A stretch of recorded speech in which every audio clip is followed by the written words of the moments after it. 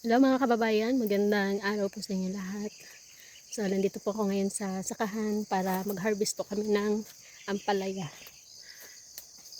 Tapos, ayan na po yung ampalaya na harvest ng mga kababayan, no? Tapos pagkatapos po namin mag-harvest nito ay magtanim na po kami ng siling labuyo. Ito yung ampalaya. Ito ang pataas. Ayan.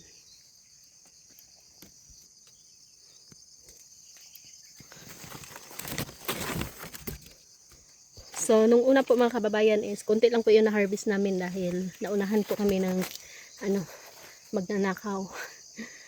Tapos si June po ngayon yung nag-harvest. Ayan, puntahan natin si June. Kayoy.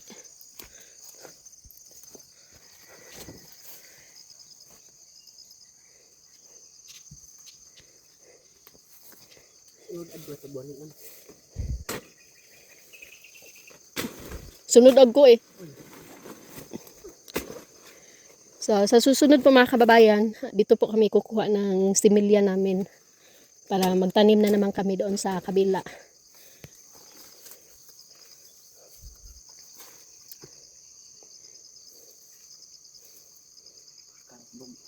Makalibog. No? Hindi mo alam kung pwede na ba or hindi.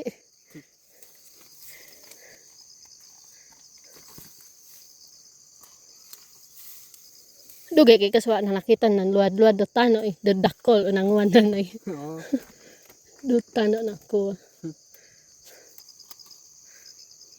Tapos pangikatan pa kay kasug si milyon. Basig harvest ka buyok. Kaapil. Baka masali ng tiguang. Ito mga good to. Ambot. Oh, Oo. Makarga na. Gamay raman na. babaho nimo.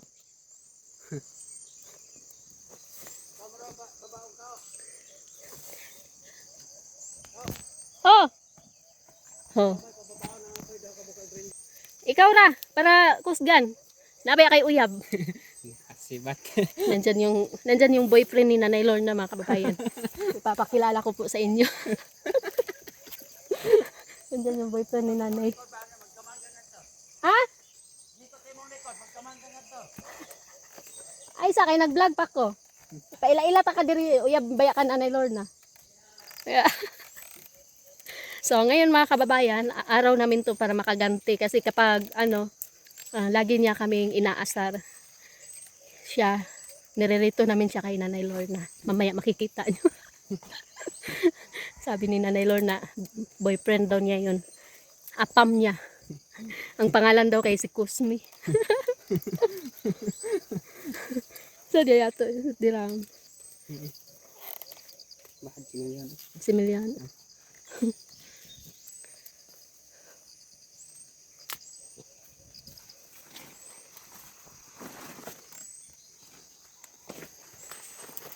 Ay, kapoyan. Bugay do. Diba? Gagabo na tapos ha. So, ito na po yung na-harvest namin mga kababayan. Doon kadiwarang bulig. Pero hindi po ako tumulong mag-harvest kasi ako yung nakipag-chismisan lang po ako. So, isunod namin ngayon yung pichay.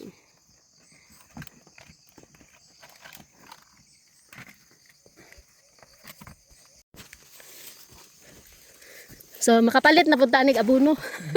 Abono sa mais. Mag-abono na naman tayo sa mais niyan sa susunod na linggo. Inot no ka ko ah. Ay, aman daw. Timan ano yun?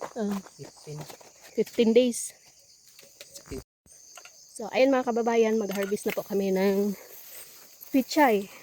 Tapos yung pichay po namin mga kababayan is nasira po siya ng ulan. Kaya konti lang po yung na-harvest namin.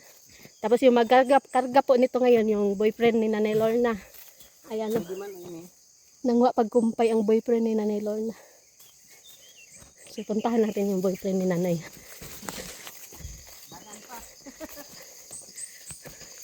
So, ito po yung boyfriend ni Nanay Lorna. Bakit? Bakit? Siya yung boyfriend ni Nanay, si Kusmi. Unsa man? Panguyaban ni mo si Nanay? Hindi na. Hindi na, bakit? Ba't ayaw mo panguyaban? Crush daw ka ni nanay. Ano naman? Paanion to nakaugma. Ha? Hindi na ko balik o ba? Di na mabalik. Di ba po nakapanion si nanay? Wala ka. Wow. So, ayan mga kababayan, hindi na daw po siya babalik bukas pag nandito si Nanay Lorna. So, si Nanay Lorna ang magiging mami ni June. Papa po yun ni June mga kababayan. Magmami na ka ni Nanay. Mami Lorna. Nakakahit di na ko babalik ugma. Gamay raman ni. Gamay ra ni. Wala na ang ta. Unya, taod-taod na kay pa, kuanon pa man eh. Pakilusin. Pakilusin. Ibuwad pa ning kuan. Pichay. Nakapagpitay kung saan. Muno ba matugmango man sawit ka. So ibilad natin mga kababayan no para hindi po siya mabunog. Sila na po yung bahalang bubuhay doon sa Davao. So ayan mga kababayan, tapos na po kami mag-harvest ng pichay. So ayan po yung mga na-harvest po namin. Ayun, so binilad pa po namin mga kababayan para hindi po siya agad mabali. So bibilad pa po yan para hindi siya mabali kapag ikarga siya ng kabayo. So ngayon, tapos na po kami mag-harvest. Magtanim na po kami ng pipino. Pagkatapos ng pipino, magtanim na po kami ng labuyo. So ayan, yung magkakarga po nito is yung papa po ni June. So para maibenta na po doon sa buyer. Para meron po kaming mga kababayan no, pambili po ng fertilizer. So kaya maraming salamat po kay Ma'am Tess dahil inuulit ko po mga kababayan no. Dahil kung wala po si Ma'am Tess, hindi po namin to nagagawa itong mga pagtatanim po namin dahil sobrang hirap po talaga maggulayan dito kapag wala po tayong pang-finance. Kaya sobrang laki po ng naitulong ni Ma'am Tess sa amin. Lalong-lalo na po sa mga scholars po. Ayun.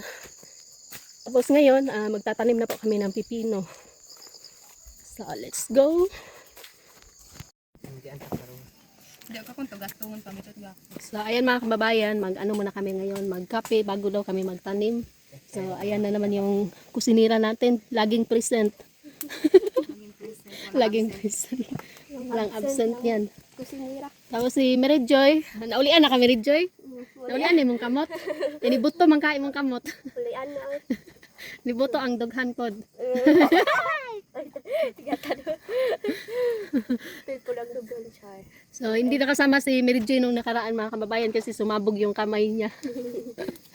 Pag uwi namin, nabaliw na siya. Naging wakwak na siya. Pagkuan. Mukhaon na maskin unsa. Nag-anak og dato na. Dato na. Lagay. So, meron pala akong i-promote mga kababayan. So, vlogger pala itong kasama natin, si Mary Joy.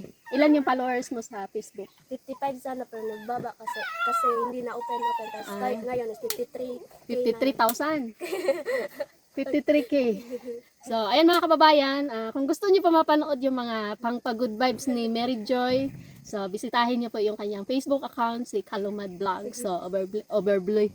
So, overlay po natin yung kanyang Facebook account, si Kalumad Vlog. Lumuyok Lumad Vlog. Ha? Lumuyok Lumad Vlog. So, kiat kainin siya dito. Kiat pang-good vibes po yung sa kanya. So, meron po siyang followers na 53,000 followers. So, ang dami. Tapos yung nanonood lang doon is 200. So, kaya yon hindi pa po na monetize na ba? Yun? Monetize. Monetize na pero wala pang earnings. So, kakabalik lang kasi niya mag-vlog doon mga kababayan kasi kasi yung Facebook niya na yun. Nakalimutan yung password. Nakalimutan mo yung password tapos bumalik. Bago ka lang nakabalik. So, ayan. Suportahan niyo po mga kababayan. So, mawawala po yung mga stress niyo kay Mary Joy. Kung gusto niyo kalingawan. Kung gusto niyo siyang kalimutan. Kung gusto niyo pa. So, tingnan natin kasi mag-aaral na yan si Mary Joy. Tingnan natin kung may time pa ba siya mag-vlog. So, siya po yung anak ng CEO na napurdoy. Pinanganak siya sa mahirap na lagay. Tagapagmana ng mga utang, guys. Tapos yung isa naman, ay anak yun ni Abini. Anak ng CEO. Anak ng Abini na mag-uuling. Yan. Mag-uuling po yung papa niya. So, ayun mga kababayan, yung kasama natin si Rosvine. So, hindi siya nagbablog. So, hindi na natin i-promote yung sa kanya kasi Hindi ko nabablog kasi wala pa akong vlog, meron akong bashers. mayroon pong one time po, nakasali po siya sa vlog ko doon sa Facebook, na bash. Kaya hindi na siya Hindi na ako napatuloy. marunong magtanim. Isa lang yung followers niya, basher pa. Pero si Mary Joy mga kababayan, kahit i-bash niyo po yan, sanay na po yan. Kahit ano pa yung masasakit na sasabihin niyo kay Mary Joy, wala siyang pake. Gusto niya earnings. Importante, may earnings. Yun. So, isupport niyo po kay Lumoyok Kalumad Vlog. So, kung sa man mga pi mo? Asa nakatong uyab ni Nanay Lorna? Panahog ko pa to ko. Palahoy yung kapag ihawan yun. Ako, agbuyuan natin. So, ayun mga kababayan, magkarga muna tayo ng ampalaya para maihatid na po doon sa sentro. So, tulungan muna natin magkarga doon sa kabayo. Ayan po yung kabayo.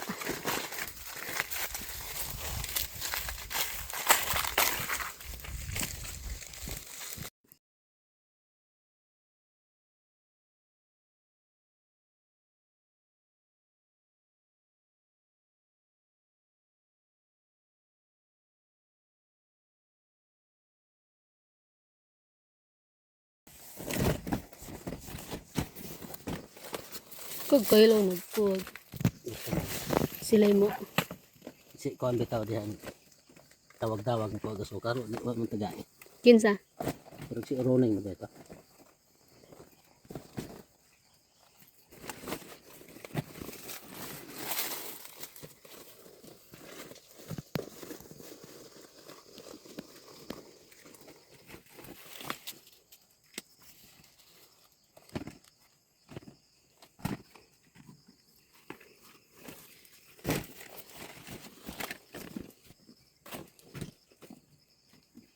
sa man ang sakyanan ni Sawit binulan siya na Ambot. binulan siya lang niya So, ayun mga kababayan, magkarga muna ng pichay.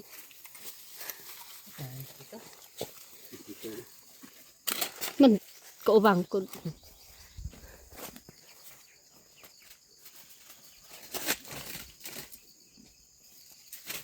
Yun na yan ah.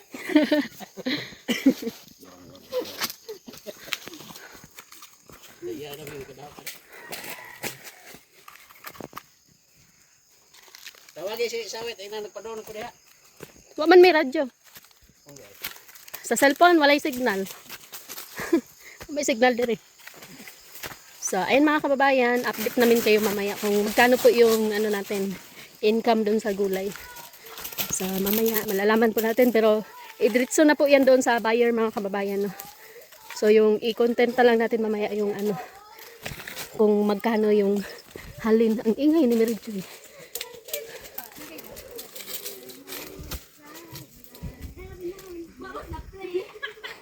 Karamat ni Wana Play. Nanakay kong siyempre. And if you only hold me tight, we'll be holding on forever. Before and before na.